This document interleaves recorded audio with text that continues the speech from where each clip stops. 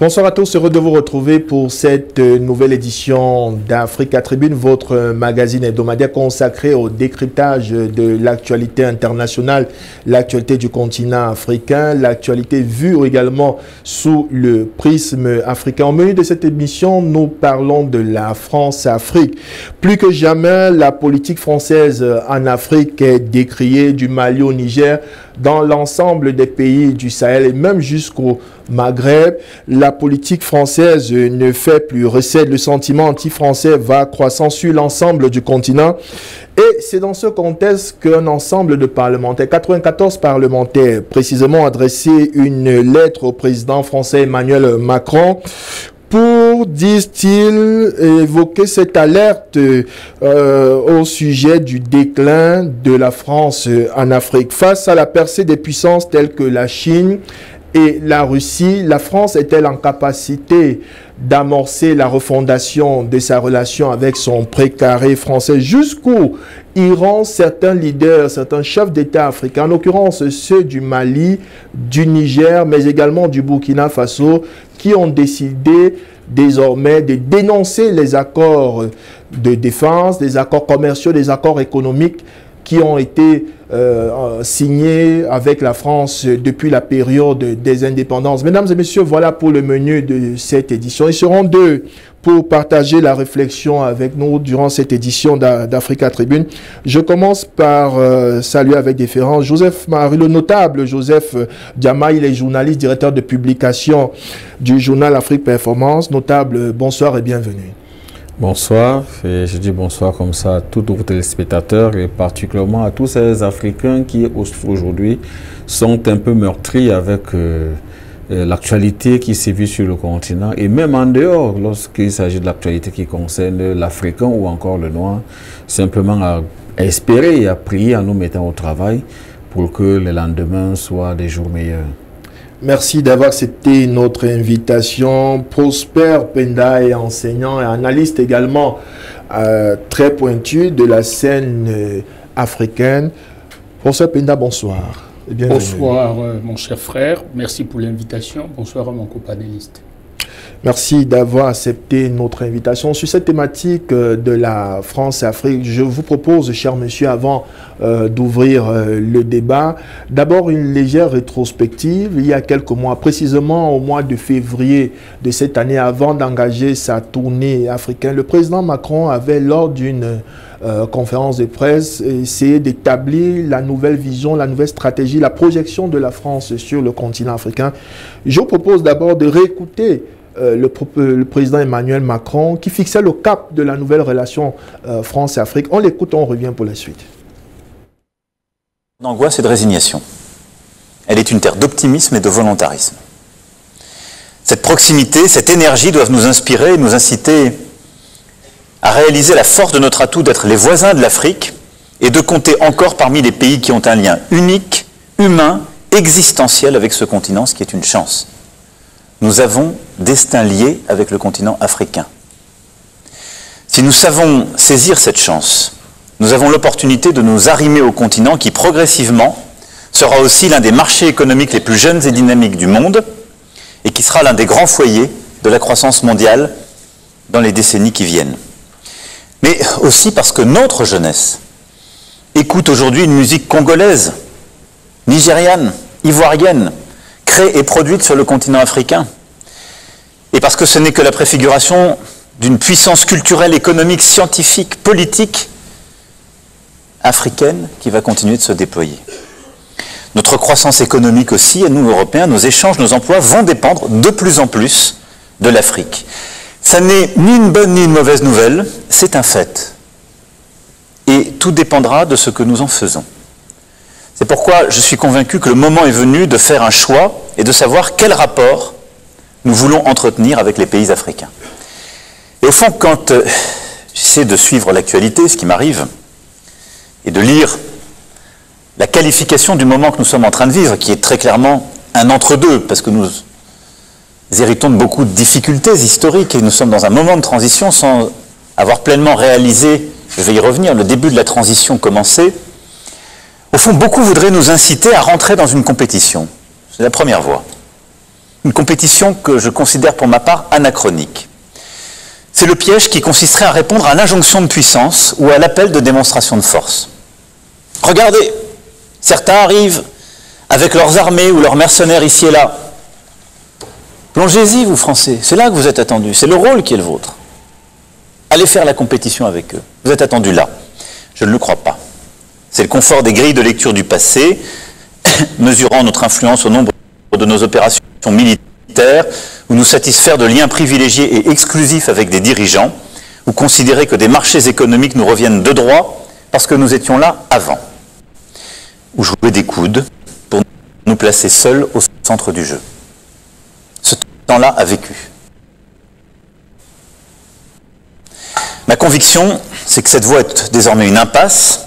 Ceux qui la prônent sont plutôt les tenants d'une nostalgie.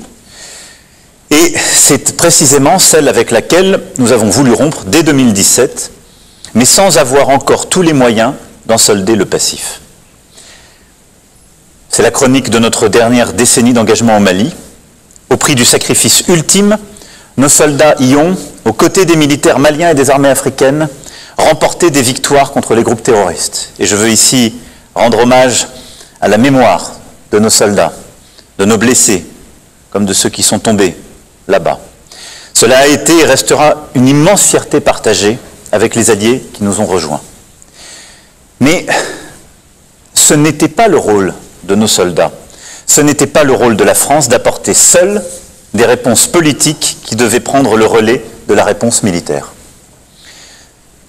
Nous avons pourtant, malgré nous, assumé une responsabilité exorbitante. Cela nous vaut aujourd'hui d'être l'objet par amalgame du rejet qui frappe une classe politique malienne qui a échoué à redresser son pays. Et c'est ce piège qui pourrait, si nous n'y prenons pas garde, se reproduire ailleurs. C'est pourquoi, en aucun cas, je ne laisserai le sacrifice de nos militaires être à nouveau entaché du même amalgame, et en aucun cas, je ne laisserai se reproduire cette situation où, par un engrenage de déresponsabilisation et de substitution, la France devient le bouc émissaire idéal. Pour éviter la répétition de l'histoire, il existe une autre voie que nous poursuivons désormais depuis 6 ans. Une autre voie qui consiste à ne pas réduire l'Afrique à un terrain de compétition ou de rente, et à considérer les pays africains comme des partenaires avec qui nous avons des intérêts et des responsabilités partagées. Et au fond de bâtir une nouvelle relation équilibrée, réciproque et responsable. Ce cap, c'est l'agenda fixé à Ouagadougou en 2017 et nous l'avons tenu. Nous avons tenu nos engagements en regardant notre passé en face au Rwanda, en Algérie, au Cameroun, avec une commission franco-camerounaise qui va débuter ses travaux. Nous les avons tenus en réformant le franc CFA, en nous retirant de la gouvernance de la zone UEMOA et en faisant la démonstration que cette monnaie est bien une monnaie africaine qui pourra, si les gouvernements de la CEDEAO le souhaitent, préfigurer une monnaie unique qui prendra un autre nom. Nous y sommes prêts. Voilà, c'était, on va dire, le discours cadre qui fixait le cap de la nouvelle relation entre la France et ses alliés français. D'abord, rapidement, on a retenu quelques faits saillants dans cette allocution du président français. Singulièrement, professeur Prosper Penda, il parle d'une relation singulière entre la France et l'Afrique, un lien humain, un lien unique, un destin lié entre l'Afrique et la France. Est-ce qu'il est possible aujourd'hui, eu égard au sentiment anti-français qu'on observe partout, est-ce qu'il est possible aujourd'hui de mettre fin, de briser ce lien qui existe, ce lien humain, ce lien culturel? Beaucoup d'Africains aujourd'hui préfèrent aller faire leurs études et sont d'ailleurs bénéficiaires de bourses d'études, ils vont en France. La France est considérée à la limite comme une seconde patrie pour beaucoup d'Africains, surtout ceux des pays francophones, ceux du Maghreb également. Est-il possible aujourd'hui de briser ces liens? Oui, je vais tout de go répondre que si la France le désire, elle devrait pouvoir se lancer dans cette voie. Ce discours que je viens d'entendre, de mon point de vue, semble être un discours exceptionnellement rare. Lui, il appelle à préserver ces liens, mais à refonder les liens économiques. C'est ce que je dis. Il s'adressait à un parterre, personnalités françaises. Et africaines. Françaises et africaines, pour leur présenter le nouveau paradigme des rapports que la France doit avoir désormais avec les pays africains, qui, pour certains, ont conservé une certaine condescendance. Oui. Aujourd'hui, il faut se féliciter que c'est le sommet de l'État de la France qui appelle les uns et les autres, les Françaises et les Français, à ne plus considérer la relation paternaliste comme celle qui doit animer les relations franco-africaines. Et de ce point de vue exclusivement, je peux me féliciter de cette reconnaissance qui est la première étape. Maintenant, est-ce qu'il n'y a pas une exigence de réparation que la France doit endosser, comme vient d'endosser la relation qu'elle avait eue avec les Africains, notamment les Camerounais et autres? Est-ce qu'il n'y a pas une sorte de réparation du tort qu'ils ont causé à ces relations pour que cette image qui s'écorne au sein de la population africaine en général, je ne dis pas des gouvernants, je fais bien le distinguo, cette relation qui s'est effilochée avec les populations africaines, il faut quand même une sorte de réparation qui pourrait être une étape vers la réconciliation objective dont vient de parler monsieur le président de la France. Notable Diama, je voudrais, avant votre réaction, revenir sur cette lettre. C'est le prétexte de cette émission. Cette lettre, cette alerte, il faut même dire précisément, de ces 94 parlementaires français. Alors, il a un extrait de ce courrier. Il dit, depuis plusieurs années, nous interpellons. On rappelle que ce sont des députés de divers bords politiques, pas simplement ceux de l'opposition, une alerte au sujet du déclin de la France en Afrique. Alors, un extrait, depuis plusieurs années, nous interpellons nos gouvernements successifs sur la place et le rôle de la France en Afrique. Se contenter, comme certains ministres l'ont fait, de nous qualifier de nostalgiques de la France-Afrique est une aberration qui a servi à dissimuler échecs et reculades. Aujourd'hui, le Niger, hier, le Mali, la Centrafrique, le Burkina Faso ont rejeté la France, les forces françaises, les entreprises françaises. À nos dépens, après l'échec de l'opération Barkhane, voilà les milices Wagner, peu soucieuses des droits humains ou de démocratie, mais parfaitement disponibles pour tous les dictateurs ou les dirigeants, se maintenant au pouvoir en coalisant leur population contre l'ancienne puissance coloniale. Peut-on lire dans cette lettre? Alors, à ce niveau, c'est un cri d'alerte qui est, on va dire, totalement objectif, pragmatique par rapport à la situation. Mais si on revient aux déclarations du président Emmanuel Macron, il a dit clairement il faut rompre avec une certaine France-Afrique, mais la croissance de la France va dépendre, dit-il, de l'Afrique. Oui. Autrement dit, il faut refonder tout en préservant les liens économiques, précisément. Personnellement, je reformulerai les propos du président Macron. La croissance de la France ne va pas dépendre de l'Afrique, mais la croissance de la France va dépendre des rapports que les gouvernants français auront avec les peuples africains. Il faut bien faire le distinguo.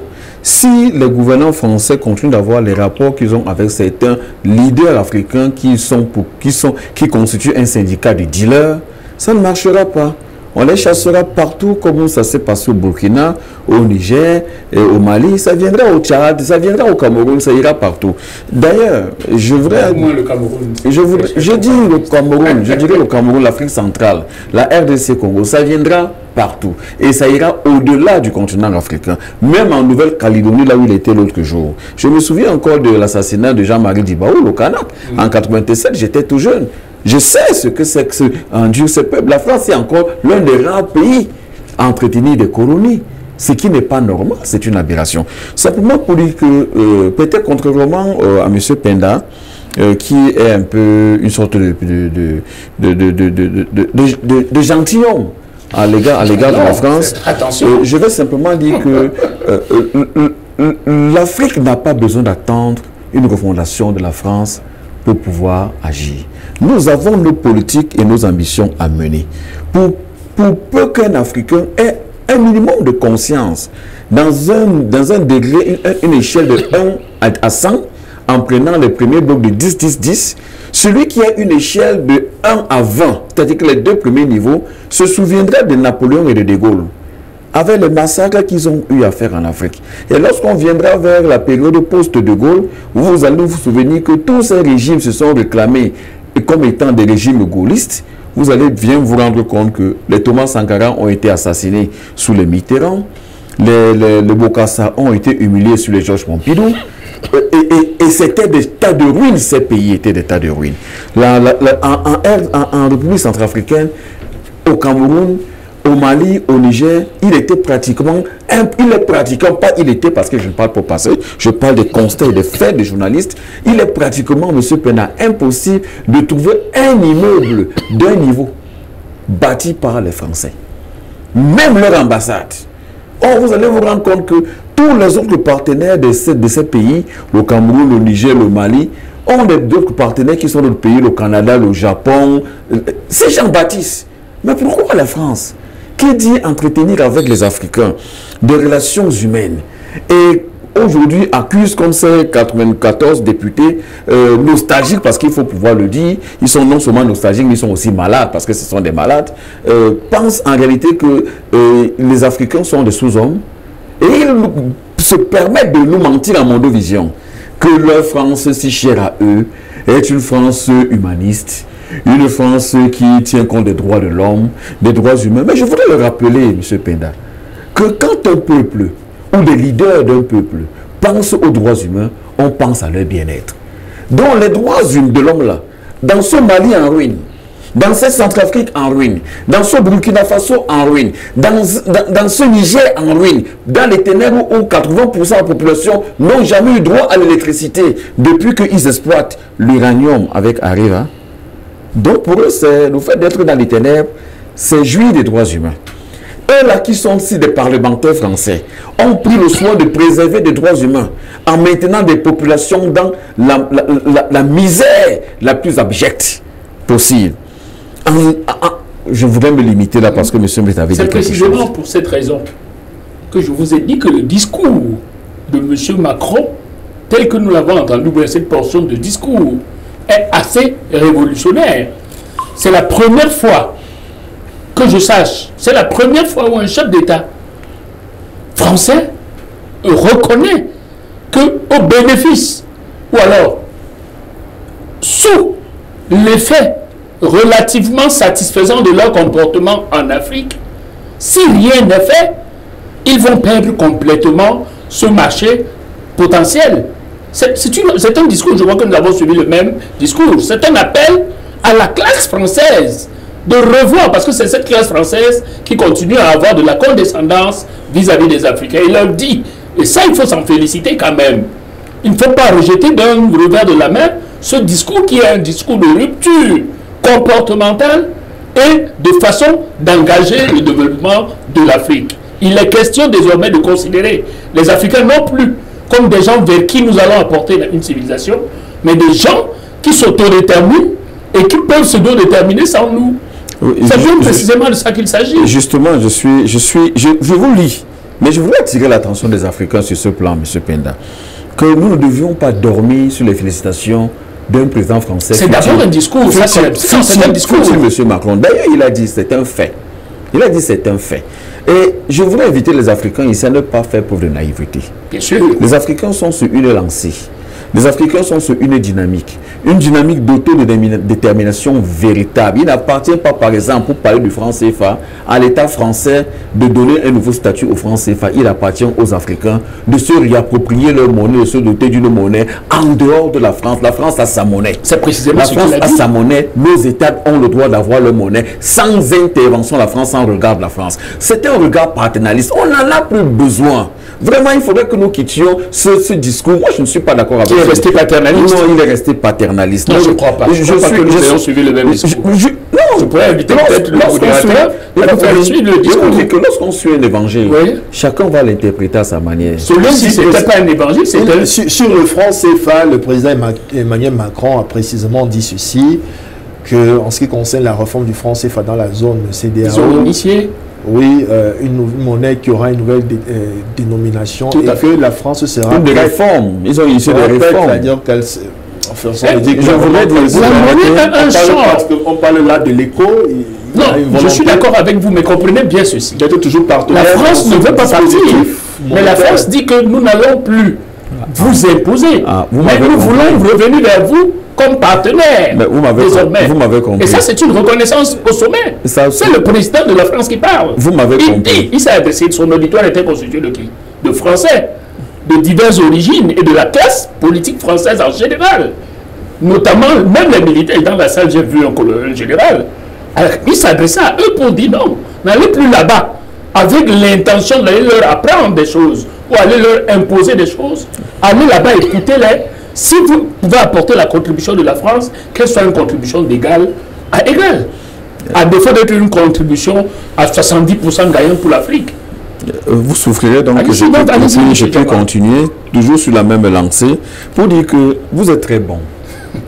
Vous êtes très bon. Mais c'est pour ça que j'ai parlé de naïveté. C'est pas naïveté. Elle n'est pas feinte. Non, vous permettez que j'avance. Je ne parle pas de vous. Je parle des Africains qui peuvent écouter, de nos leaders qui peuvent écouter et se dire nous avons un ami.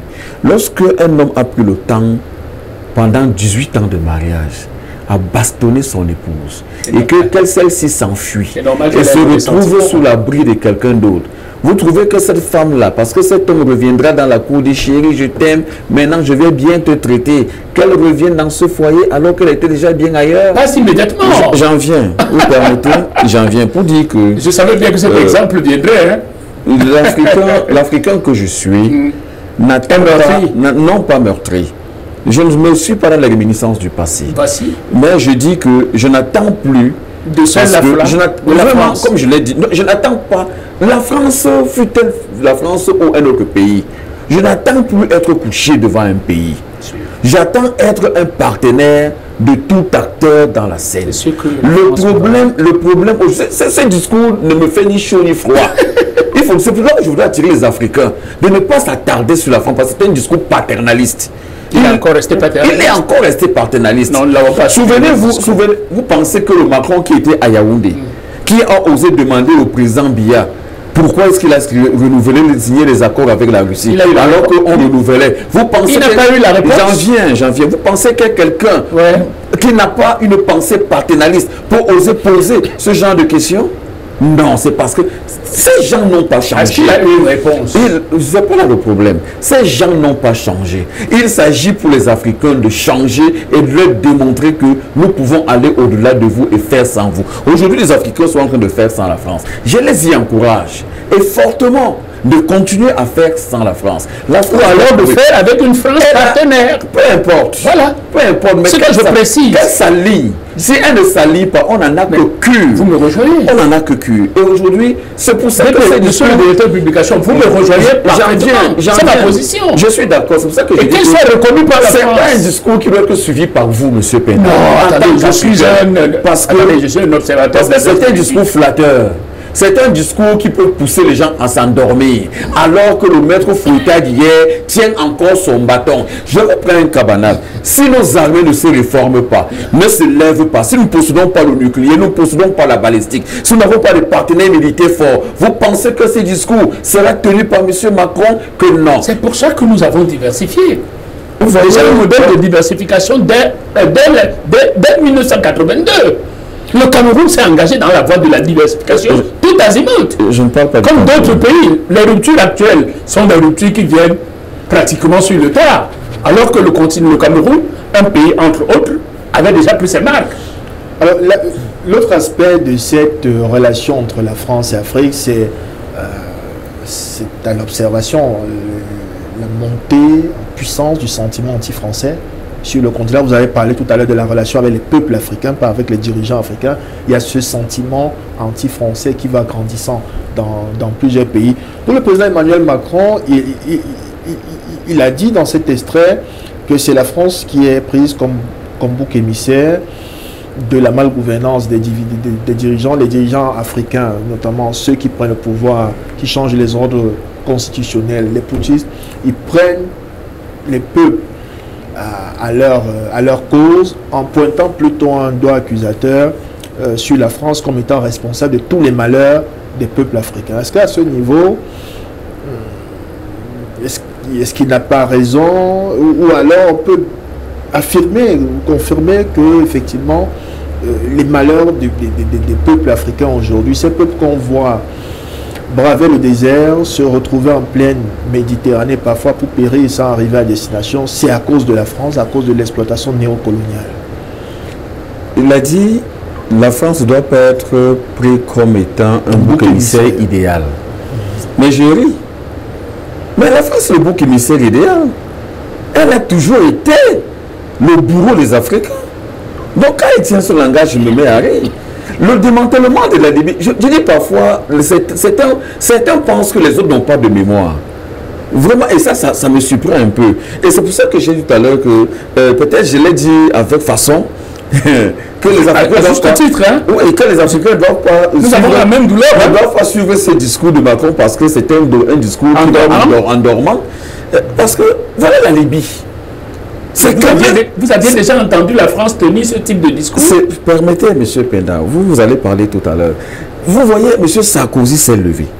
Il a invité ses pairs d'autres pays comme la Grande-Bretagne au point de gruger les Nations Unies pour venir démanteler la Libye. Mais le service après-vente n'a pas été suivi.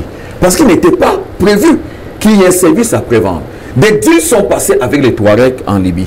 On a eu un des responsables de la DGE française qui a parlé à Monovision. Nous avons aujourd'hui des vidéos. Comment est-ce que les deals étaient passés entre la France et les Touaregs pour pouvoir démanteler les pays de l'Afrique du Nord qui sont aujourd'hui victimes du terrorisme, le Burkina Faso, le Mali, le Niger et certainement même le Tchad, pour en créer des no-mass land qu'ils allaient exploiter plus tard. Et aujourd'hui, M. Macron veut nous faire croire que la France ne devrait pas être considérée par nous comme un bouc émissaire idéal. Mais qui mieux que lui pour tenir le discours de retour, vous voyez, à la normalisation de cette relation. Il faut que je lui dise ce soir que la France est le bouc émissaire idéal.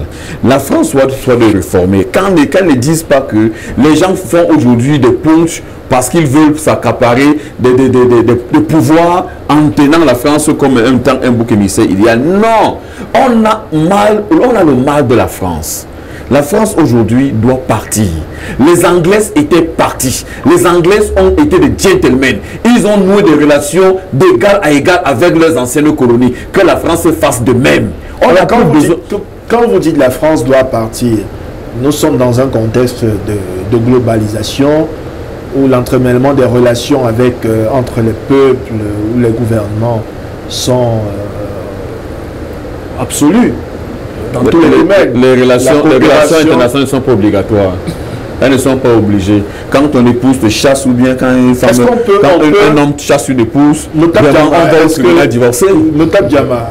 Cela n'empêche que se retrouve demain par là. Pourquoi pas? Et maintenant, la question justement qui se pose est, est-ce que nous parlons de refondation, de rupture, de déstructuration complètement, ou de restructuration parce que comme je le dis, nous sommes dans un contexte de globalisation. Même si les Anglais sont partis de certains pays africains, il y a toujours la coopération qui reste. Il y a des partenariats qui sont signés dans le domaine technologique, dans le domaine militaire, dans le domaine commercial. Est-ce qu'il est question de demander à la France de ne plus mettre pied? Est-ce que ce discours n'est pas radical? Qui peut d'ailleurs le faire? Nous parlons français. Nous avons dans toutes nos familles. Il faut comprendre le ressenti du dernier publication. C'est un ressenti que tout Africain normal devrait avoir. Ce n'est pas un ressenti. Je suis heureux. Comprenez bien mon orientation. Je suis heureux que devant un parterre français exclusivement, la première personnalité de la France en l'État ait tenu ce type de discours de refondation. François Hollande l'a tenu, hein? Il ne l'a pas tenu avec la même verbe. Je crois qu'il était allé même plus loin. Non, François Hollande n'a jamais traversé ça. Bon. Encore moins Mitterrand. Non, ou alors Sarkozy. On sait tous jusqu'où ils ont prononcé des discours amicaux. Pas plus que cela. Par contre, monsieur Macron vient de tenir un discours que je trouve suffisamment révolutionnaire. Suivons attentivement ce discours pour comprendre. Moi, je suis par le passé M. Macron, M. Hollande, qui avait invité les hommes d'affaires français à ne plus venir en terrain conquis en Afrique. Je crois que tu peux avoir bonne mémoire et avoir ça dans tes archives. Mais tel n'est pas le problème. Ceci a balisé tous les aspects de la relation. Ce que je voudrais dire ici, monsieur Penda, vous permettrez, c'est que je voudrais inviter les Africains à ne pas... Non, ne me prêtez pas les mots. À ne pas s'agripper sur le discours de ce Gaulois pour pouvoir vivre, pour pouvoir lancer, avoir une image de leur politique. Il s'agit de la France de se réformer. Et qu'elle se réforme unilatéralement, qu'elle se réforme elle-même, qu'elle n'a pas besoin de nous pour nous réformer. Nous avons amené notre vision, nous avons amené nos combats, nous avons à suivre notre idéal. Et notre idéal est d'être des hommes libres parce que vous et moi, monsieur Penda, nous n'avons pas été des fils de colons, nous n'avons pas été colonisés. Et il est hors de question pour moi de vivre les séquelles de la colonisation. Nous sommes nés dans un monde libre. Nous devons vivre dans la liberté. Il est hors de question que les gens viennent avec des apparatchiks pour pouvoir nous faire croire qu'ils sont des maîtres. Non, notre jeunesse n'en a pas besoin. Nous-mêmes, nous n'en avons pas besoin. Monsieur Macron et nous, nous sommes nés à une période où il n'y avait ni colonisé, ni colons. Il est important que nous évoluions là et qu'il n'est plus. Ces Français n'aient plus ce genre de regard. La jeunesse africaine et les Africains disent aujourd'hui à tous leurs leaders africains, vous vous entichez de la France coloniale, les leaders, en faisant vos deals. Nous vous chassons. J'explique le comportement. Il ne s'agit pas de vous. Nous vous chassons. C'est ça qui se passe là-bas, comme il dit aujourd'hui, que les peuples africains prennent la France comme un bouc émissaire idéal. Non. Ce qui se passe dans certains pays tels que nous avons, avec toute la richesse, les qui exploitaient, ce sont les entreprises françaises. Aujourd'hui, quand vous allez au trésor français, vous avez les moteurs de richesse, les données ne sont pas cachées. Eux-mêmes, il est public. Au trésor français, il est bien mentionné. 5418 milliards d'exploitation annuelle de l'uranium. Et il reverse au Niger 84 milliards. Chers Africains, je m'interroge sur 5418 milliards que la France jouit sur l'uranium du Niger. Le Niger n'en jouit que de 84 milliards de son uranium. Elle est à 80% dans les ténèbres, elle sous-traite et le Nigeria sous-traite son électricité au Niger. Et vous voulez nous dire qu'il y a une sorte de ressentiment? Mais elle ne c'est même plus qu'un ressentiment. C'est plus qu'un ressentiment. Mais je vous dis donc que la France est portée en premier par le chef. Je vais sortir pour dire que la France aujourd'hui doit faire son autocritique. Qu'elle fasse son meilleur culpa. Qu'elle se réforme sans avoir besoin de nous. On n'a pas besoin de ces discours. Nous, on n'a pas besoin de ces discours. Macron ne s'adressait pas aux Africains. Nous n'avons pas besoin de ces discours. Il ne s'adressait pas aux Africains, il s'adressait aux Français. J'en viens. Je dis, nous n'avons pas besoin de ces discours. Nous n'avons pas besoin de communication des 94 députés français qui sont nostalgiques. On n'a pas besoin de cette France-là. Dans cette attitude, dans cette posture, nous n'avons pas besoin d'elle. On a besoin d'une France qui peut être un partenaire, qui nous traite égal à égal et qui vient dealer et non venir mettre le pistolet au cou de nos chefs d'État et ils le font signer n'importe quoi. C'est cette France-là que nous ne voulons plus. Souvenons-nous qu'il y a une époque, c'était les Bobina qui faisaient des coups d'État en Afrique. C'était les chefs d'État africains qui étaient assassinés pour une attitude ou une position contraire aux intérêts de la France. Nous n'avons pas oublié, nous ne sommes pas quand même séniles. Aujourd'hui, la France doit des excuses aux Africains et elle doit se réformer unilatéralement. C'est ce que Macron a commencé à faire. C'est tout le sens de ce discours. La question que je voudrais poser, vous évoquez là notable Djama, un élan de rupture avec la politique étrangère française en Afrique. La question qui peut être posée de savoir si nos dirigeants africains, tous nos dirigeants africains, sont favorables à cette rupture. On voit émerger en Afrique un vent de révolte, y compris au sein de la classe dirigeante. Certains leaders africains, la jeune génération qui arrive, je pense au président Ibrahim Traoré du Burkina Faso, Assimi Goïta du côté du Mali, qui dénoncent les accords avec la France. Mais est-ce que tous les dirigeants africains, est-ce que ce n'est pas là le problème, notable Djama?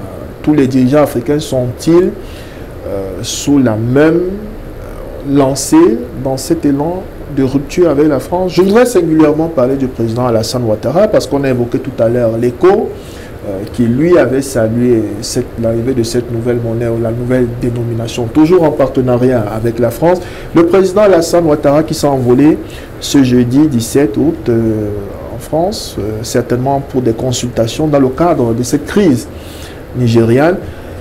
Rappelons d'ailleurs que le président Alassane Ouattara est un fervent défenseur d'une intervention militaire de la CEDEAO, offrant d'ailleurs près de 1000 hommes pour une force d'intervention du côté du Niger. Alors, lorsque vous avez ce type de leader, est-ce que ce n'est pas là le véritable problème que tous ces chefs d'État ne font pas chorus sur la position de la France, la position de l'Afrique vis-à-vis de la France?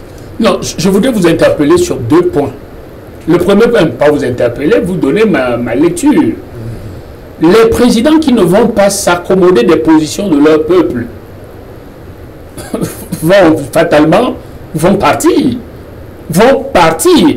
Aujourd'hui, il est question, autant la France est en train de vouloir refaire son ajournement, je crois, autant les présidents africains qui voudront traîner ou bien s'opposer aux revendications populaires. Nous parlons là des peuples, pas des chefs d'État. C'est la masse d'abord qui n'en veut plus, ou alors qui ne veut plus de ce qui se passe là, ou de ce qui s'est passé pendant 40 ou 50 ans. Il est donc question que les chefs d'État qui voudraient traîner le pas, ou qui voudraient donner l'impression que ce paternalisme peut être entretenu, sachent qu'ils auront en face 2 adversaires.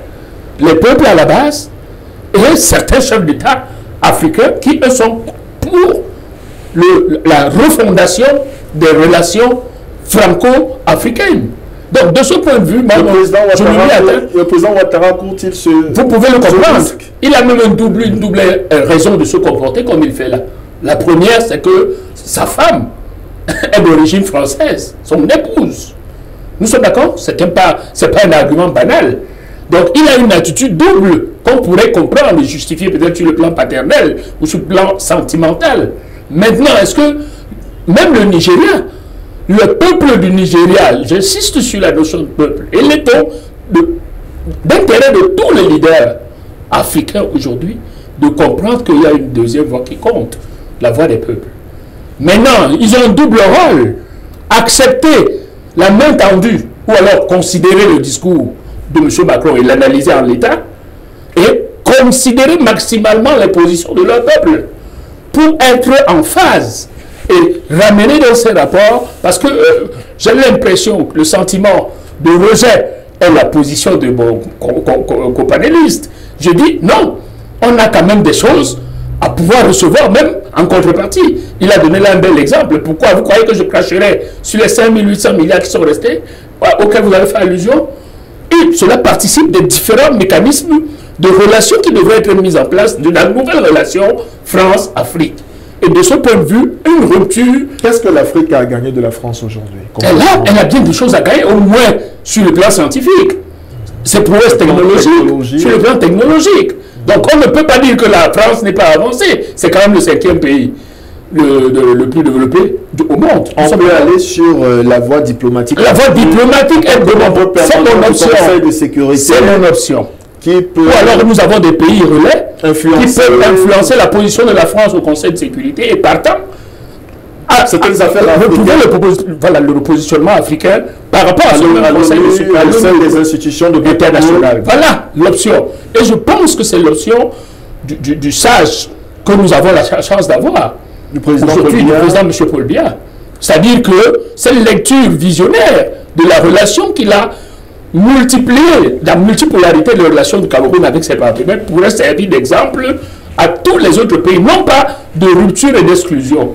Parce que, à la vérité, les États doivent protéger essentiellement leurs intérêts. Vous partagez, notable Jama, ces postures, arrondir les angles, faire preuve de fermeté dans un élan diplomatique, dans un élan de refondation. On voit aujourd'hui, on parlait de ce sentiment anti-français, on a vu l'ambassade française être brûlée, il y a une réaction très vive, très radicale des populations, encouragée par les dirigeants. Est-ce que cette radicalité sera utile, servira l'Afrique, eu égard à la position de la France, aujourd'hui on leur disait, dans le concert des nations, 5e puissance mondiale, membre permanent du Conseil de sécurité des Nations Unies, avec une influence au sein des institutions financières internationales. La France, d'ailleurs, récemment, on peut le dire, peut-être qu'il s'agit d'une sorte de soft power, comme on le dit sur le plan diplomatique. Ce sommet pour la réforme le nouveau pacte financier international, où le président Macron l'a vu durant ce forum, comme ce fut le cas également durant la période Covid, qui plaidait la cause de l'Afrique.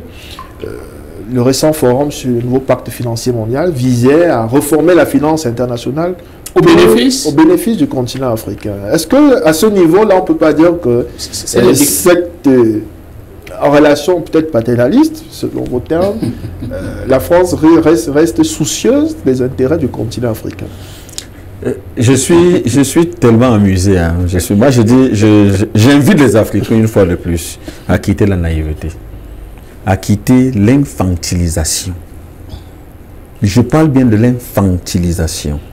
Au nom de quoi Macron doit parler à la place du président Biya?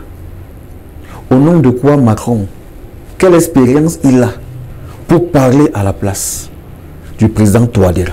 Est-ce que les Africains parviennent eux-mêmes à parler d'une seule voix? Permettez, j'en viens. À l'époque, De Gaulle avait dit à son collègue du côté des Nations Unies et de l'Américain, vous venez avec votre puissance, moi je viens avec mes colonies africaines. Aujourd'hui, nous disons non. Nous sommes assez matures pour parler de nous-mêmes, pour plaider par nous-mêmes. Vous comprenez? Voilà pourquoi les Nations Unies doivent être réformées, parce qu'elles ne reflètent plus la vérité. Voilà pourquoi nos États doivent être forts. Vous avez parlé d'une France scientifique. Je suis d'accord. La France, elle est scientifique. Sa science nous a apporté quoi? Le dépérissement de nos armées, l'empêchement du fait que les militaires maliens traversent ce qui égale pour tuer les djihadistes. Idem au Burkina Faso, idem au Niger. L'appauvrissement total des armées qui étaient en lambeaux alors que la France est scientifique et la 5e puissance du monde. Donc quand un partenaire ne vous apporte rien, prenez conscience. Les Africains aujourd'hui ont établi le bilan. Le bilan, il est négatif. Alors, aujourd'hui, si nous restons sur le plan scientifique, j'en viens sur le plan scientifique. Je vous dis que sur le plan scientifique, la France, écoutez, hein, un riche n'apporte pas aux pauvres. Est-ce que la France n'a pas quand même le mérite d'avoir formé aujourd'hui l'essentiel de l'intelligentsia? Elle a formé ses affidés pour la servir. La France a formé ses affidés pour la servir. À l'ENA de Paris, tous ces gens-là, c'est pareil. Ne nous trompons pas de vue. Je n'invente pas les données. Plus que au Cameroun, vous avez fait les sticks. Plus que vous connaissez le je n'ai pas été formé par un maître français. C'est pas ce que je veux dire. Je veux dire que faire fi absolue de la contribution, de la position des rapports français. Je vais vous expliquer que il ne faut pas que l'Afrique échoue dans la méthodologie la parole. Vous m'arrachez la parole. Non, je vais vous donner la parole. Non, il fallait me la laisser parce que vous coupez mes idées. Alors, notez vos idées. À chaque fois que quelqu'un éduquera votre enfant, sachez que votre enfant sera corrompu et sera amoureux de cette personne. Il y aura du sentiment, de l'amitié. Vous comprenez? Aujourd'hui, il y a une certaine élite africaine qui ne peut pas s'opposer à la France. Ne vous voilez pas les yeux. Je vous ai dit tout à l'heure que la France est un bel exemple de l'évolution scientifique du monde. Mais aujourd'hui, faites votre bilan. Qu'est-ce qu'elle vous a apporté sur le plan de la science? J'espère que ce n'est pas le plan de la science. Non, pas vous. Mais vous êtes sur le plateau avec moi. Nous ne sommes que deux. Et qu'est-ce qu'elle nous a apporté sur le plan de l'efficience et l'efficacité scientifique en termes de technologie? Prenons le cadre du développement. Prenons les rails. Prenons l'armement. Qu'est-ce qu'elle nous a apporté? Elle nous a réduit à presque rien. Est-ce que nous avons une seule usine dans ces pays qui produit des cartouches? Aucun. Mais nous avons aujourd'hui besoin, avec ce que nous possédons, d'aller chercher la technologie ailleurs pour venir. Et c'est ça qui va nous permettre à ce que les Français échangent avec nous d'égal à égal. Ce ne sont pas les discours, chers Africains, qui feront que les Français échangent avec nous d'égal à égal. Ce ne sont pas les discours qui feront que nous accédions à notre place, celle que nous méritons aux Nations Unies. C'est la possession de la science, c'est la possession de la technologie, c'est la possession de l'arme, de l'armement, qui fera que nous parlions d'égal à égal aux Nations Unies. Si les Africains ne le comprennent pas, tant pis. Si hier l'Afrique était forte, vous pensez que M. Sarkozy aurait dit aux 12 chefs d'État africains, si vous entrez dans l'avion pour aller en Libye, négocier avec Kadhafi, je vous bombarde, il l'aurait fait? Pas du tout. Vous pensez qu'aujourd'hui, là où nous sommes, par exemple, sur le cas du Niger, que le Niger était un État puissant, à l'exemple du Nigeria. Vous pensez que la Côte d'Ivoire, le Sénégal se serait levé pour dire, nous allons agresser le Nigeria? Pas du tout. Je vous ai dit tout à l'heure que nous devons entrer dans la réelle politique. La réelle politique voudrait que on recherche, vous commencez à chuter là où j'ai commencé. Ce n'est pas avec la France que nous allons y accéder. Elle doit nous suivre. Nous ne devons plus être là pour l'écouter. Elle doit nous suivre. Et maintenant, nous dit, je vous apporte ceci. Nous allons lui dire, ce que tu as là, nous avons déjà ça ici à 1000 francs. Toi, si tu veux nous donner, donne-nous ça à 700. C'est sûr que vous me rejoignez sur ce plateau. Oui. Vous me rejoignez complètement. Je vous ai dit qu'il est question que l'Afrique s'autodétermine. Mais elle ne peut pas s'autodéterminer comme si nous ne sommes pas dans un monde entièrement globalisé, en mettant complètement hors de la France. Il s'agit, pour me résumer, pour me faire bien comprendre, et c'est tout le sens de l'intérêt du discours de M. Macron, qui, face à ses compatriotes, leur dit, mais attention, n'allez plus vers ces gens, comme si vous allez y ramasser n'importe où. Quoi, désormais, c'est à ces gens qui s'adressent d'abord, avant de passer sur la mécanique qu'ils mettraient en place pour mettre en œuvre ce nouveau rapport qu'il veut que la France ait avec les pays africains. C'est de ça qu'il s'agit. Il ne s'adressait pas là aux Africains, il s'adressait bel et bien aux Français. J'espère que c'est pas moi que vous voulez convaincre, hein, parce que si c'est il s'adressait bel et bien aux Français. C'était tout le sens de ce discours.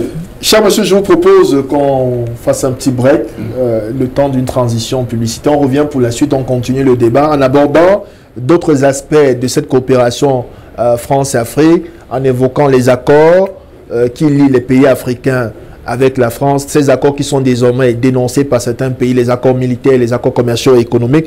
On parlera également de la place de la France en Afrique vis-à-vis de ces nouveaux challengers que sont des puissances telles que la Russie et la Chine. Retrouvons-nous dans quelques instants après la pub. Rentrée académique 2023-2024 avec Subdeco. Suivez des formations délocalisées et obtenez votre diplôme consigné par l'État français et l'État du Cameroun. Bachelor, École supérieure de commerce de Clermont, École supérieure de gestion de Paris, Institut supérieur de commerce de Paris, MBA, École supérieure de gestion de Paris, Institut supérieur de commerce de Paris, Master of Science de l'École supérieure de commerce de Clermont-Ferrand, diplômes nationaux, BTS, gestion des ressources humaines, marketing, commerce, vente, banque et finance, comptabilité et gestion des entreprises, gestion logistique et transport. Licence, master professionnel, comptabilité, contrôle audit, finance comptabilité, banque, assurance, bourse, gestion des ressources humaines, gestion logistique et transport, marketing digital et distribution, marketing manager opérationnel.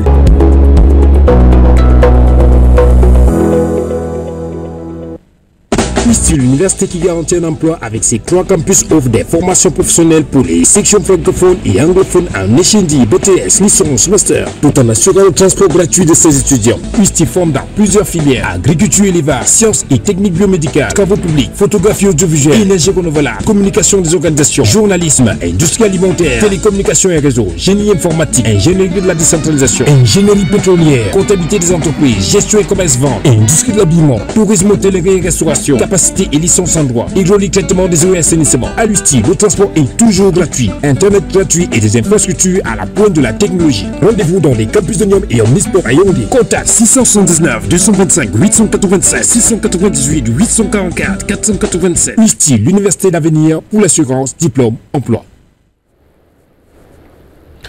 Retour sur les antennes d'Africa Tribune. Au menu de cette émission, si vous nous retrouvez à l'instant, la France-Afrique, la politique étrangère africaine de plus en plus décrite, pas seulement sur le territoire, sur le continent africain, mais également au sein même de la classe politique française. 94 députés qui ont récemment saisi le président français pour crier à l'alerte sur le déclin de la France en Afrique. Évoquons à présent avec nos 2 panélistes, le notable Djama et le professeur Penda, les accords qui lient la France aux pays africains.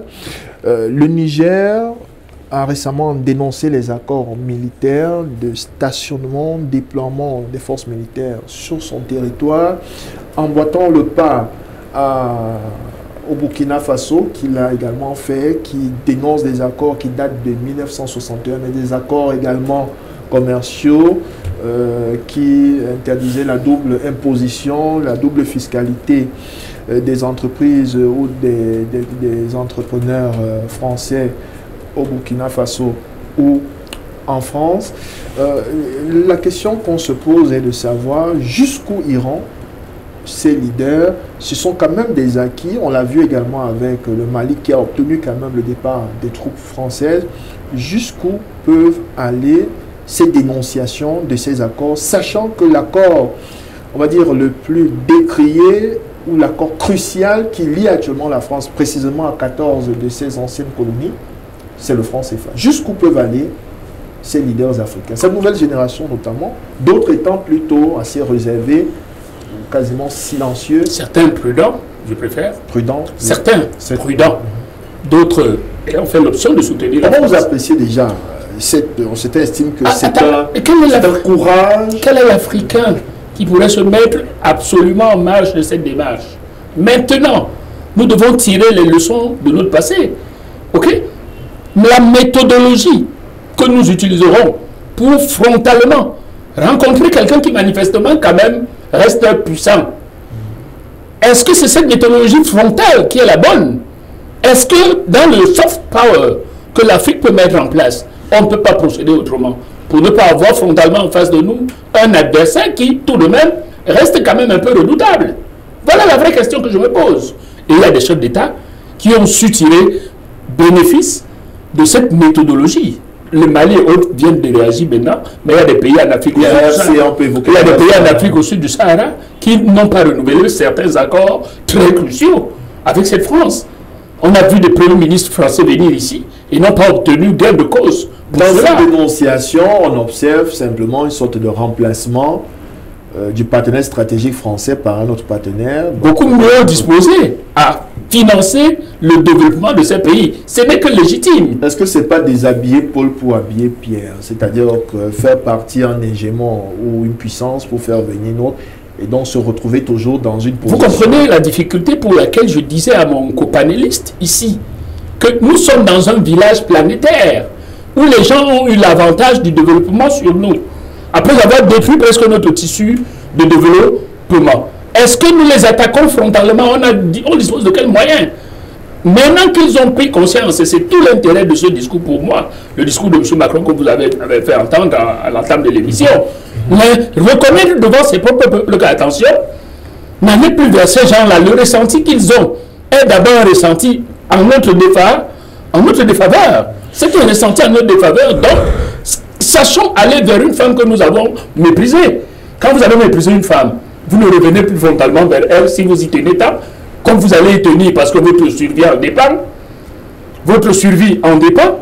Vous allez vers elle maintenant plutôt avec des méthodes beaucoup plus subtiles, beaucoup plus fines, beaucoup plus raffinées pour obtenir éventuellement son réengagement avec vous. Maintenant, c'est de ce partenariat qu'il s'agit. Et je dis que la France ait tenu ce discours aux Français par la bouche la plus autorisée, c'est déjà une avancée qualitative pour la France et pour l'Afrique. Notable Diama, après la dénonciation ou bien la dénonciation des accords militaires, par exemple par le Burkina Faso, c'est fait, on peut dire, en réaction à la suspension de l'aide au développement et l'appui budgétaire de la France. Est-ce qu'on va parler d'une sorte de chantage et d'une attitude réactive des pays africains vis-à-vis de cette fermeté française? Et ces appuis budgétaires, ces aides de développement également sont suspendus pour des pays tels que le Niger, tels que le Mali. On parle même également des bourses qui étaient disponibles pour les étudiants, pour les jeunes de ces pays. On a vu la compagnie aérienne française interrompre ses vols vers ces pays et les pays africains réagir donc conséquemment. Tant mieux. Tant mieux. Quelle aubaine. Dans votre sens, le capitaine Ibrahim Traoré dit d'ailleurs que cette aide au développement, j'en viens. n'a pas produit un boom économique. Ne me mettez pas les paroles dans la bouche. J'ai dit tout à l'heure qu'il était important que les jeunes qui nous écoutent ne soient pas naïfs. ne demeure pas dans l'attentisme, dans l'espérance vaine de quelqu'un qui ne vous a jamais rien apporté. Si on n'a rien apporté à ton grand-père, on n'a rien apporté à ton père. Toi-même, depuis que tu es né, on ne t'a rien apporté. Tu penses que ces gens-là vont... Vous permettez. Et lorsque nous nous rendons compte que... vous vous souvenez du massacre de Messa? Je ne me souviens pas des choses négatives. Ah bon, c'est seulement de mes paroles que vous vous souvenez. Tant mieux. J'étais donc en train de dire que les fameux appuis budgétaires, la fameuse aide au développement, il me souvient que de mémoire de journalistes et de directeurs de publication, que je ne connaisse aucun pays qui a été développé par l'aide au développement. Je ne connais pas un pays qui a eu le bien-être, où la population a eu accès au bien-être par des appuis budgétaires. Et lorsque ces gens parlent de suspension d'aide au développement, je voudrais simplement rappeler à ceux qui épiloguent sur l'économie, les pratiques de l'économie, que tous les pays qui se sont véritablement développés se sont développés à cause des vies en autarcie. Les États-Unis avec le New Deal, la Chine et même la Libye. C'est les sanctions contre la Libye qui font que la Libye croisse à l'intérieur. Donc, en réalité, ils nous ont parlé de développement. Qu'est-ce qu'on a, les Français nous ont appris à fabriquer? Qu'est-ce qu'ils nous ont appris à produire? Lorsque nous savons aujourd'hui que les accords économiques et commerciaux sont essentiellement lyonnais, ont été essentiellement lyonnais. Aujourd'hui, les gens viennent vous prendre tous vos biens. Je ne vais pas terre à terre, j'ai parlé aux enfants du Col Matédo pour qu'ils m'écoutent. Voilà quelqu'un qui vient te prendre tout ton or, ton diamant, ton uranium. Au marché mondial, on vend 1 kilo d'or à 20 000 francs. Lui vient te prendre le même kilo d'or à 1000 francs. Il te dit, tu n'as aucun autre partenaire. Tu n'auras aucun autre acheteur. Si tu essaies, je te tue. Voilà le langage. Et pendant longtemps, nos États y ont vécu. Les Bokassa, les Toumani Touré, ainsi de suite. Lorsque Sankara a voulu parler, Mitterrand a dit, mais ce jeune homme-là, il sait qui est la France. Pourquoi est-ce que la France parlait fort? Parce qu'elle avait l'armement. Tant que vous n'avez pas l'armement, vous êtes petit. Regardez la Corée du Nord aujourd'hui. Les pays doivent courir vers l'essentiel. L'essentiel, c'est la capacité de se défendre. Donc, les accords de partenariat, c'est des bêtises. Pour moi, ça n'existe même pas. Pour vous dire vrai, pour moi, ça n'existe pas. Vous savez, j'ai attiré l'attention d'un aîné l'autre jour, avec qui nous échangeons à Facebook, et je lui disais, n'as-tu pas remarqué que ce sont les pays couchés qui ont bravé la France? Ce sont les pays couchés qui humilient aujourd'hui la France. Les pays là où les gens mangent à satiété ne se lèvent pas contre la France. Parce qu'en réalité, il faut se méfier de celui qui n'a plus rien à perdre. Lorsque quelqu'un est dos au mur, entre la vie et la mort, il choisit de se battre. C'est le cas de la Centrafrique. C'est le cas du Burkina Faso. C'est le cas du Mali. C'est le cas du Niger. Demain, ça serait le cas du Tchad. Parce que ces gens ont compris que leur bourreau, c'est la France. Ils ont faim, la France prend tout. Ils veulent de quoi manger, la France envoie des miettes. Et on parle d'aide au développement. On parle d'accord de partenariat économique. Ah mais non, je crois qu'il faut cesser d'utiliser certaines expressions aujourd'hui. Nous devons arrêter certaines choses. Ces pays aujourd'hui, depuis qu'ils ont arrêté au Mali, ils ont arrêté au Burkina Faso. Le Mali est mort. Le Burkina Faso est mort. J'ai coutume de dire, même en tant que pasteur à l'église, que vous êtes toute femme est belle. Si cet homme, M. Pédaké, devant moi, Titia, ne reconnaît pas votre beauté, quittez-le, vous verrez qu'en traversant la route, quelqu'un d'autre vous interpellera. Les Africains doivent savoir qu'on est justement dans un monde planétaire. Il y a beaucoup de clients. Et il y a des clients qui sont prêts à nous donner 100 fois plus que la France de nous donner hier. Pourquoi perdre le temps à écouter dans les discours de M. Macron? Voilà mon problème. Si maintenant il nous trouve qu'on est intéressant, nous nos portes ne seront pas fermées. Je suis réaliste. Nos portes ne seront pas fermées. Il devrait venir. Parlons par exemple des ressources naturelles. Les Africains déploient-ils une véritable capacité à renégocier ces accords? On a vu le président Mamadou Tandja à l'époque avec le président Nicolas Sarkozy. Sa volonté de renégocier les cours de l'uranium, ça a été sanctionné par un coup d'État. Juste ce que je disais tout à l'heure. Et j'ai dit d'ailleurs... Un coup d'État réussi? Oui, bien sûr. Vous savez pourquoi je pose cette question? Parce que vous savez pourquoi je pose cette question? Il y a, in fine, quelque chose que je veux faire comprendre à mon copanéliste. Le coup d'État a réussi maintenant. Et qui a été salué par le président Bazoum. Il faut donc éviter toute considération, tout élément de réflexion doit être mis en jeu lorsqu'on veut frontalement attaquer un adversaire qui tout de même reste maître de ses moyens. C'est ce que je dis simplement. Je ne dis pas que l'Afrique... D'abord, la démarche française est une démarche irréfléchie de la rupture avec ce pays-là de manière forte. Parce que cette mesure économique va mettre à mal l'économie française. Ces gars vont se retourner vers les pays qui peuvent battre monnaie avec eux.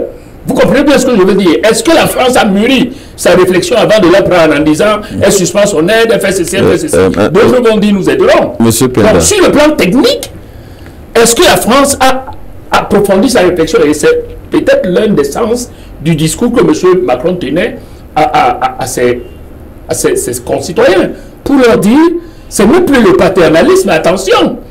Allez-y en sachant que ces gars ont un réel désir d'émancipation. Allez faire du business gagnant. Vous avez vu que vous avez perdu d'importantes parts de marché ces derniers temps. Elle le reconnaît. Sur cette question, la perte des parts de marché, la concurrence avec de nouveaux partenaires, je vous propose, avant de continuer le débat, de suivre un peu l'analyse d'un spécialiste, c'est un Français d'ailleurs, un journaliste, Antoine Glaser, que vous connaissez très bien, qui a une très grande littérature, beaucoup de réflexions sur la marche du continent et les relations France-Afrique. On l'écoute sur la situation actuelle au Niger, la position de la France, ce rejet, ce sentiment anti-français. On l'écoute, on revient pour la suite. La colonisation française a été une colonisation assimilationniste. Ça veut dire que la France a toujours aimé que les Africains qui lui ressemblaient. Quand vous avez quelque chose qui se passe en Afrique, on a toujours l'impression que c'est la France qui est responsable. C'est un criquet qui se tridule. Et là, malheureusement, ce ne sont pas des criquets, ce sont des djihadistes. Dans le Sahel, on a l'impression que c'est une responsabilité de la France. Je vais être très vieux, un peu cru, mais enfin assez désagréable. Mais quand, par exemple, vous avez des jeunes élèves de Chibok qui se font enlever au Nigeria, c'est dramatique, mais c'est l'affaire des Nigérians. Vous n'entendez pas un Premier ministre britannique, il considère, bon, vous avez à l'époque Madame Obama, qui était un Michelle Obama, qui avait dit libérons les filles de Chibok, mais globalement, était américaine, mais en plus, mais des Anglais, c'est vrai que c'est le type de colonisation. La France est restée tellement présente, active. Moi qui ai connu, en Afrique, qui sont sympas, ils parlent de moi comme un ancien, ils disent pas un vieux, mais qui ai connu ça sur une longue période. Vous ne pouvez pas vous imaginer ce qu'a été cette période post-coloniale des indépendances de 60 à la chute du mur de Berlin. À Abidjan, en 1980, en Côte d'Ivoire, il y avait encore 50 000 Français, avec des assistants techniques à tous les étages dans les ministères, qui géraient tout, avec l'histoire du franc CFA, qui est le franc des anciennes colonies d'Afrique de l'Ouest et d'Afrique centrale, lié au trésor français, parce que les Allemands ont accepté que le franc CFA soit lié à l'euro à travers un compte d'opération trésor français, mais c'était toujours la France. Ça a un peu évolué, mais c'était quand même la France qui gérait ça. Et je pense que tout ce qui se passe actuellement dans le Sahel, en particulier parmi ces jeunesses africaines qui avaient ces sentiments anti-français, c'est une sorte de boomerang post-colonial. C'est-à-dire, l'histoire, c'est une erreur, même les généraux français qui ont participé à cette opération le disent eux-mêmes, c'est-à-dire autant Serval, la première opération française au Mali pour empêcher les djihadistes de descendre. Je ne pense pas que ça descende jusqu'à la capitale Bamako parce que c'est 1500 km, mais peut-être qu'ils auraient peut-être pris le nord, créé un califat au nord du Mali. Cette intervention-là, au niveau français, c'est au niveau des Maliens, ils étaient contents, etc. L'opération Barkhane qui s'est éternisée, etc., a changé la donne. La France s'est trouvée l'armée française s'est trouvée hors sol, n'avait plus les milliers de coopérants dont j'ai parlé, n'avait plus les ONG. Moi, ça me fait pas plaisir de le dire, mais les djihadistes, ils ont déjà gagné. Entre la Mauritanie jusqu'au Soudan, il n'y a plus d'Occidentaux dans toute cette région. Il n'y a plus de Français. Vous regardez une carte du Quai d'Orsay, tout est en rouge. Il y a plus, les Français sont dans les capitales, comme les autres Occidentaux. Donc, ça veut dire, c'est une période post-coloniale qui se termine, et ça se termine mal pour la France, parce que qu'est-ce qui restait à la France? Son armée, ses militaires. Et c'est ces militaires Bon, alors bien sûr, il y a des, je dis pas qu'il n'y a pas d'intérêt, il y a l'uranium du Niger, mais il y a une large diversification. La France a maintenant des réserves au Kazakhstan, en Australie, au Canada, mais globalement, encore une fois, c'est pour ça qu'il y a un vrai décalage entre la présence militaire, on parle que de l'armée française en Afrique, mais les intérêts de la France en Afrique ont complètement chuté. La France n'a pas vu l'Afrique se mondialiser à la chute du mur de Berlin. C'est ça le principal problème. Elle n'a pas vu arriver la Chine. La Chine fait 20% maintenant, la France doit être à 7%, fait 20%, maintenant 18-20%. C'est la grande puissance économique du continent, comme vous l'avez dit.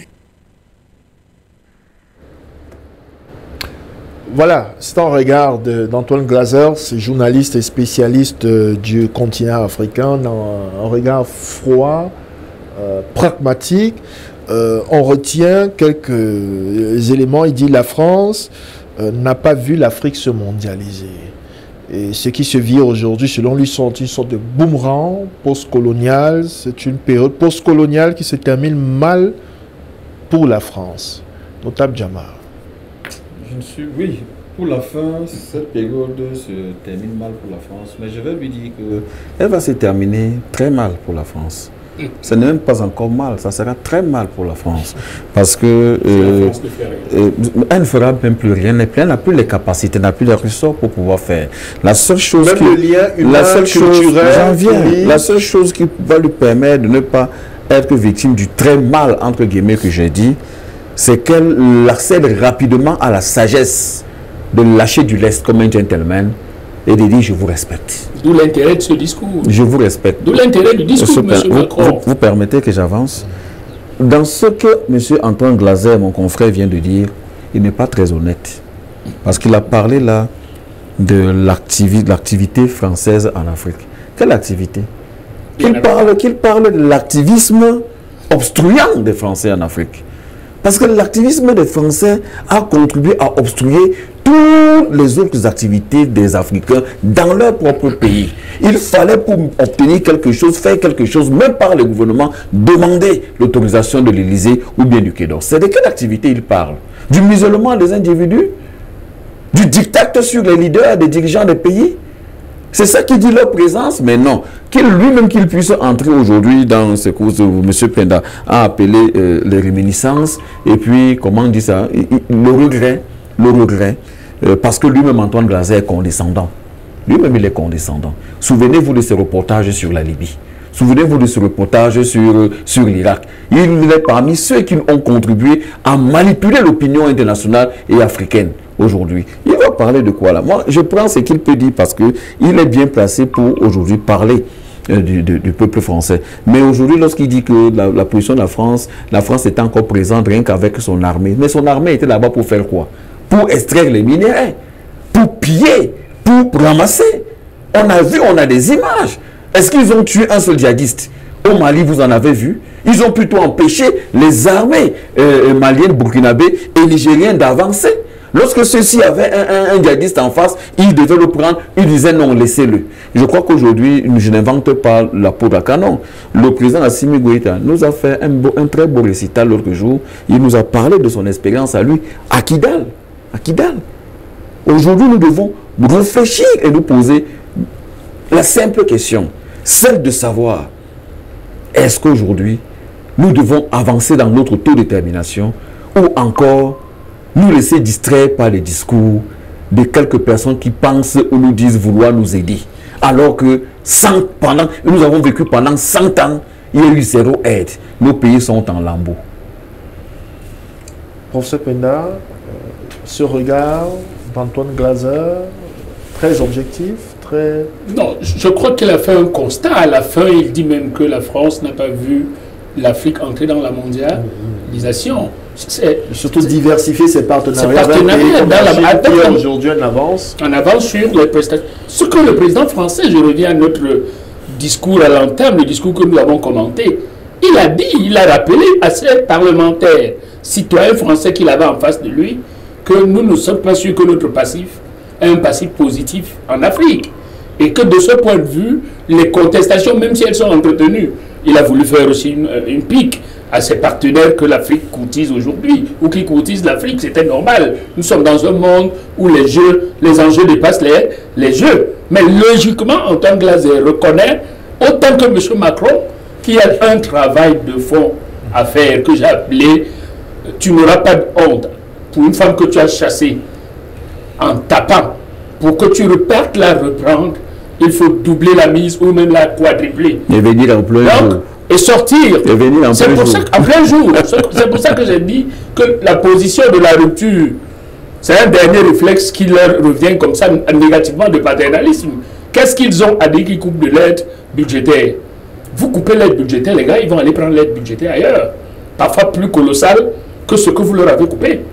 Donc, est-ce que stratégiquement la France avait intérêt à prendre ces mesures de rétorsion? Je prends même le risque de vous dire que c'est des mesures qui, si elles sont maintenues, peuvent pousser ces gars à à battre leur monnaie et à sortir du giron, si ce n'est même pas déjà dans le pipe.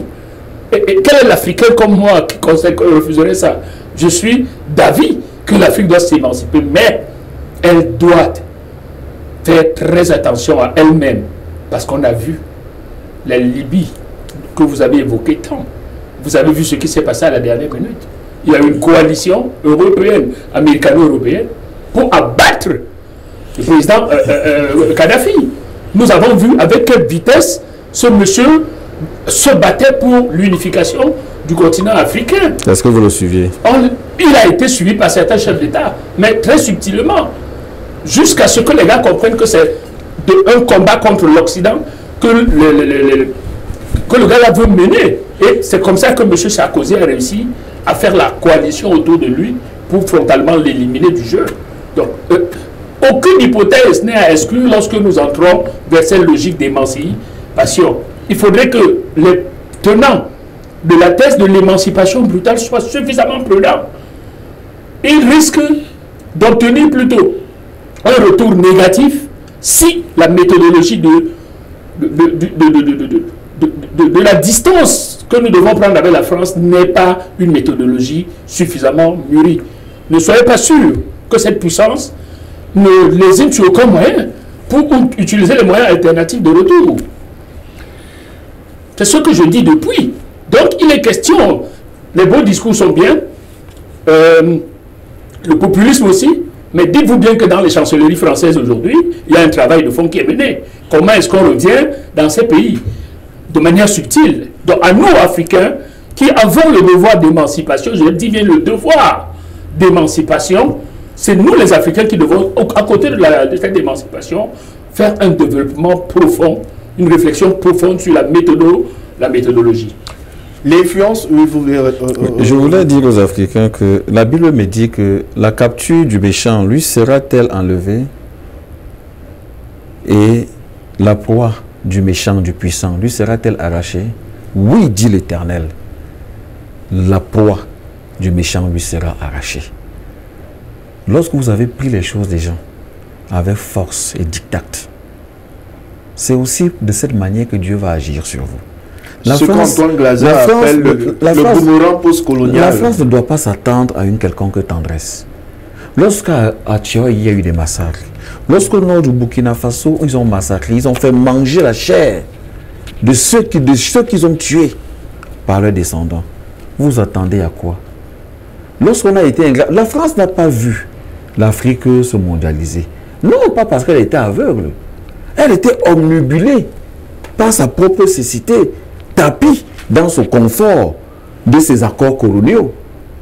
Et elle n'avait pas compris que les temps avaient changé. Elle savait qu'elle avait l'arme pour tuer les gens comme les Tandja, pour tuer les Sankara, pour tuer les... Mais les temps ont changé. Aujourd'hui, ceux qui vont se mettre pour des traîtres comme les Blaise Compaoré, espérant tuer les Thomas Sankara, seront tués. Je crois qu'aujourd'hui, l'exemple qui nous vient du Niger, où tout l'état-major est mobilisé, avec des volontaires qui viennent des pays voisins, avec toute la population qui est rangée derrière ces hommes en tenue, devrait être un message fort, non seulement pour la France, mais pour tous les autres dirigeants des pays africains. Parce que la plus grosse erreur de M. Bazoum, c'est de s'être présenté à la télévision et parler en tant que pro-français. Or, le peuple en a marre. les populations africaines en ont marre. Elles ont identifié leur bourreau. Et quand un bourreau est identifié, le peuple devient comme les hyènes. Même si vous êtes le lion, les hyènes vont vous encercler et vous allez abandonner la proie. Que la France souffre, qu'elle paye le prix, mais qu'elle retourne à l'intérieur d'elle-même se recycler. Parce que les Africains aussi l'attendent au tournant.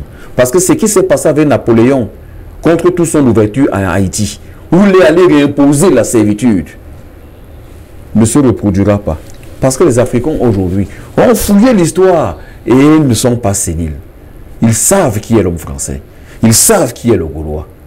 Et ça, c'est important pour les enseignants comme vous, de le dire à vos étudiants, de le dire à vos élèves, que la France est redoutable. Comme vous le dites si bien. Mais les temps ont changé. Nous avons la possibilité d'avoir des partenaires qui nous protègent, qui peuvent protéger des révolutionnaires, qui peuvent protéger des hommes de vision, qui peuvent protéger des hommes de courage, qui peuvent dire à la France, nous ne voulons pas te chasser. Nous voulons que tu sois avec nous, mais que tu fasses bien avec nous et que nous fassions aussi bien avec les autres.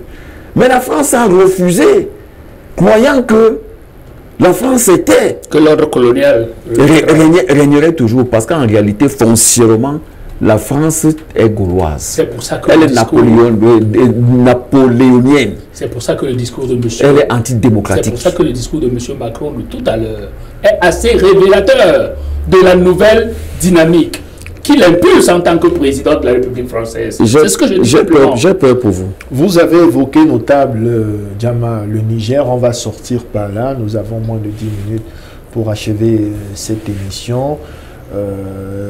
L'évolution de la situation au Niger, on va dire le Niger qui est en situation, on va dire, un peu de résilience et d'attentisme par rapport aux réactions de la communauté internationale, notamment la communauté africaine.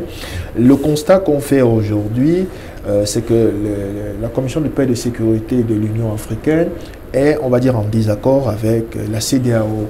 La CEDEAO qui, elle, est prête à agir, encore, on peut dire, sous influence française, à aller vers une intervention militaire. Du côté de l'Union africaine, ce n'est pas le consensus.